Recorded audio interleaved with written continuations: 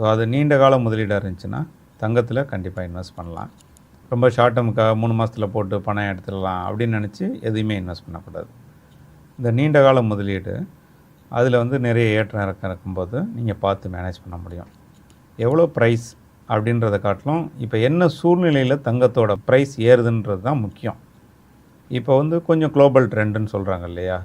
So மற்ற கண்ட்ரியில் நடக்கக்கூடிய ப்ராப்ளம். ஸோ ஒவ்வொரு சைடு நிறைய காண்டினென்ட்ஸில் அங்கங்கே நிறைய பிரச்சனைகள்லாம் இருக்குது. ஒவ்வொரு கண்ட்ரீஸுக்கும் ஒரு பிரச்சனைகள் இருக்குது. அந்த மாதிரி குளோபல் ட்ரெண்ட் வந்து கொஞ்சம் டஃப் இருக்கும்போது எல்லோரும் என்ன பண்ணுவாங்க, நார்மல் இன்வெஸ்ட்மெண்ட்ஸை வந்து தங்கத்தில் முதலீடு பண்ணிடுவாங்க. அது கொஞ்சம் சேஃபு. இது common metal for complete world. அதனால் வந்து எங்கே போனாலும் இதுக்கு ஒர்த் இருக்குது, வேல்யூ இருக்குது, ரெகுலேஷன்ஸ் இருக்குது. ஸோ இது ஆல்டர்னேட்டிவ் ஃபார் உங்களோட கரன்சிக்கு இது ஈக்குவலண்ட்டாக நீங்கள் ஹெட்ஜ் பண்ண முடியும், வேல்யூ இருக்குது.